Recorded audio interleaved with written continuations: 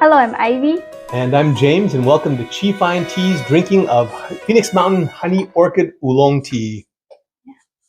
This is my favorite tea. This is your favorite tea? I was just going to ask you. Yeah, this is your favorite tea, and I knew that. And my favorite tea is honeysuckle, which hopefully we'll be drinking in the next video. And everybody know your favorite is honeysuckle.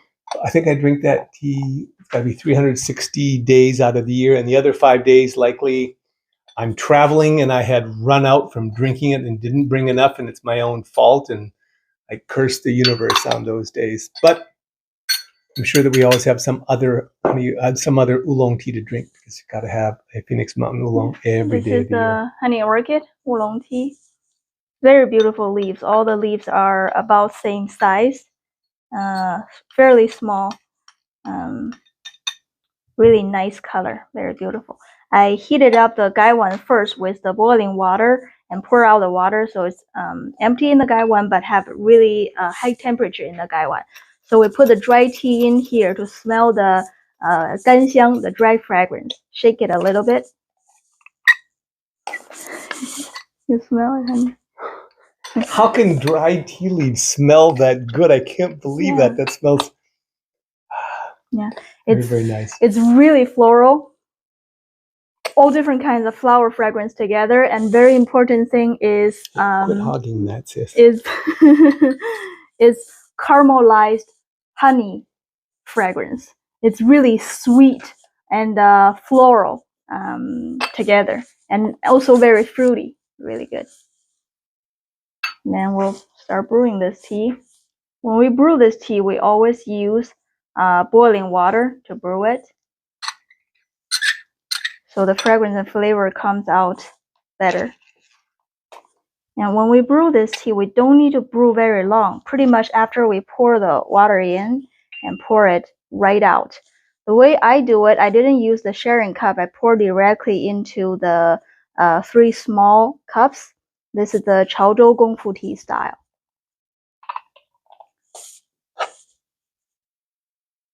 This is the first brew. Thank you, honey.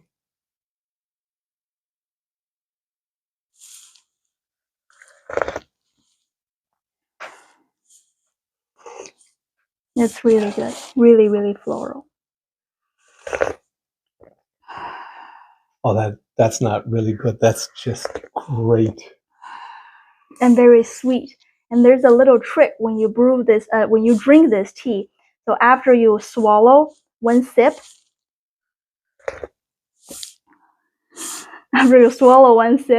and you kind of use the tip of your tongue, touch the roof of your mouth, and then slightly open your mouth. And then breathe the air out from your nose, not from your mouth. So kind of like exhale.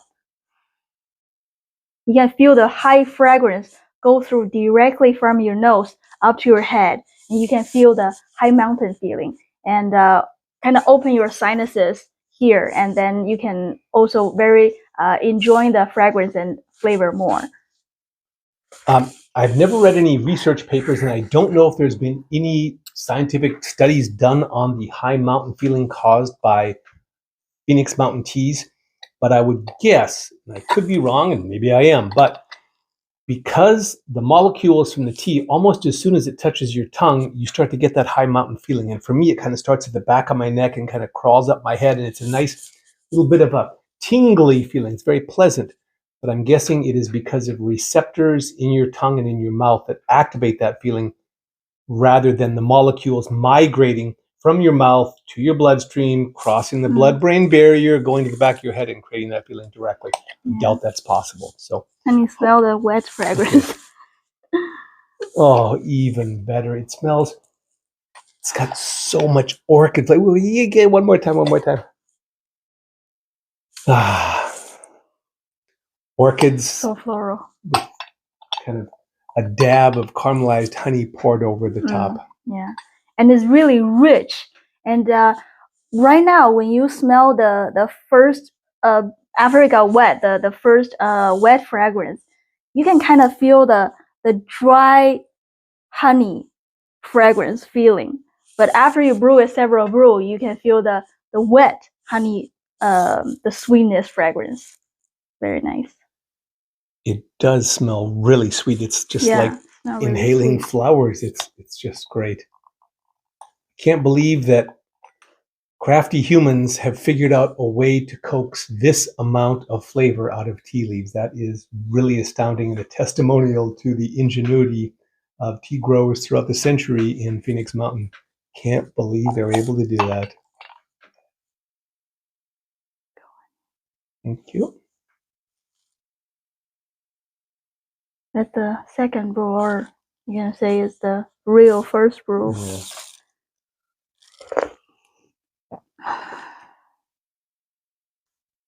Even stronger, more complex flavor now. Yeah. Really fruity, this brew. And you can feel at the back of your head the high mountain feeling really obvious. Just crawling up, and it's a very pleasant feeling. It's a very nice, relaxing, calming kind of a feeling. It's really good. Not all the honey orchid will have this high mountain feeling. Only the one that grow on a really high elevation and a fairly old tea tree will have this high mountain feeling. It's like a low mountain or mid mountain. You basically cannot feel the high mountain feeling, the 高山云 on your head. And there's a really good reason for that. First one is that the more slower growing on the top of the mountain because hey, wait, by the way, you see how clean that pot is? That boiling water pot? That's because I used steel wool today before we did this video. It wasn't nearly that clean, but a little steel wool goes a long way. So if you look at a mountain, here's the top, here's the middle, and here's the bottom of the mountain. So on the top, it's going to be much cooler than at the middle or the bottom. So that means the tea leaves are going to grow more slowly, giving the tea tree time to put more molecules inside those leaves. That's the primary effect. The secondary effect is the nighttime temperature. The nighttime temperature on the top of the mountain is pretty darn cold. At the bottom of the mountain, it's still hot. Not warm, but hot. So if you're looking at what happens during the day, during photosynthesizing times, the tea tree will make a lot of stuff and put it in the leaves. And then at night, when the sun's not out, there's no more photosynthesizing. Well, the tea tree is still breathing, still living, still growing. It's going to use a bunch of that stuff. If it's on the bottom of the mountain and the temperature is hot. On the top of the mountain where the temperature is cold, it'll make the same amount during the day, and then it'll use just a little bit because it's so cold it kind of hibernates at night. Whereas on the bottom of the mountain, it makes a bunch, and then it uses almost all of it. Makes a bunch, uses almost all of it. So at the end of, let's say, 5 to 7 days or 10 days, when those buds are becoming full leaves, you'll have this much stuff in the high mountain tea, and then this much stuff in the low mountain tea. And that is where the difference comes in. That's why you can get a high mountain feeling from high mountain tea versus a low mountain feeling from a low mountain tea, which is, there's no such thing. Mm.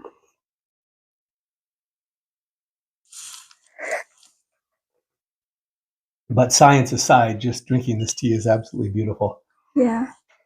This tea, the honey orchid and honeysuckle, I would say are the most stable pretty much every year tea, the Phoenix Mountain Oolong tea. And also honey orchid would be the first one that we pick. And then next one would be Xiang, and also about same time honeysuckle. So it's fairly early picking tea.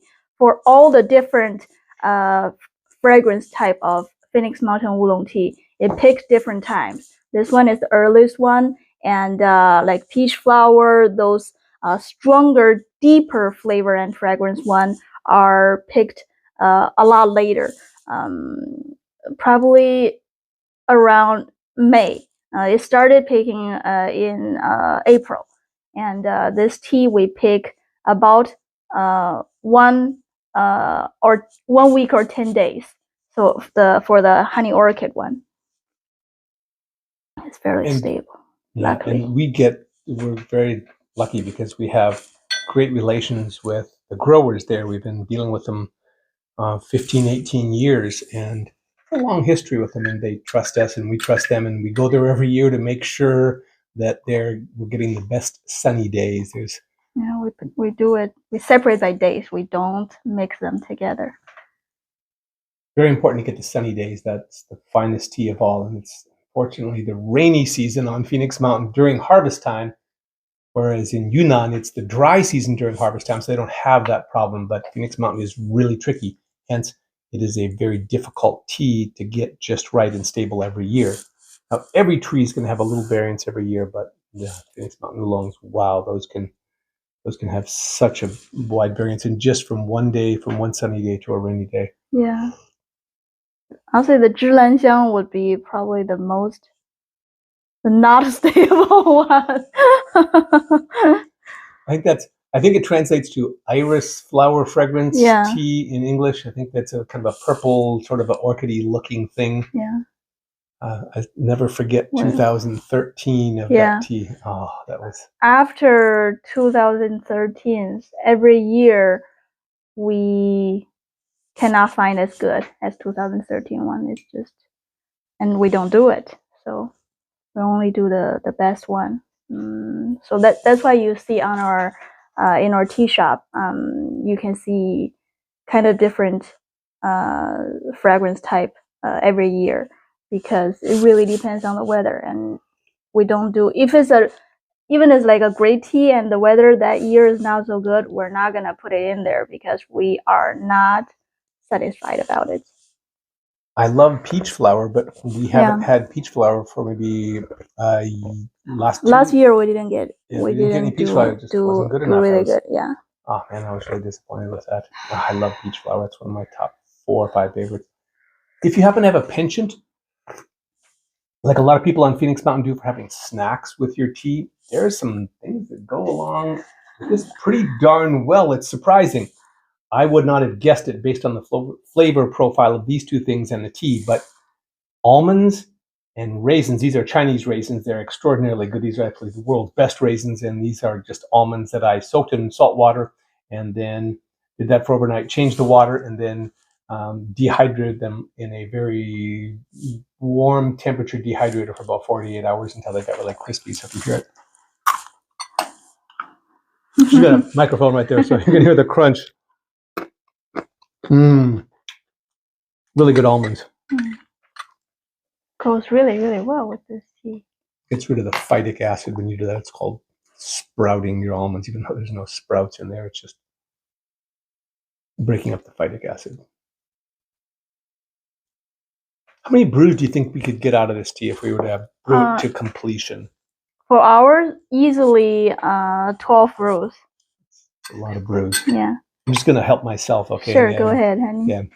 Every fragrance is a little bit different. Usually, like the peach flower, the gardenia, those deeper, stronger flavor one can brew a little bit more, maybe 15 brew, over 15 brew. Honey orchid, honeysuckle, those very high rising fragrance one, 12 brew, really good quality, really good flavor and fragrance one. 12 brew is about right.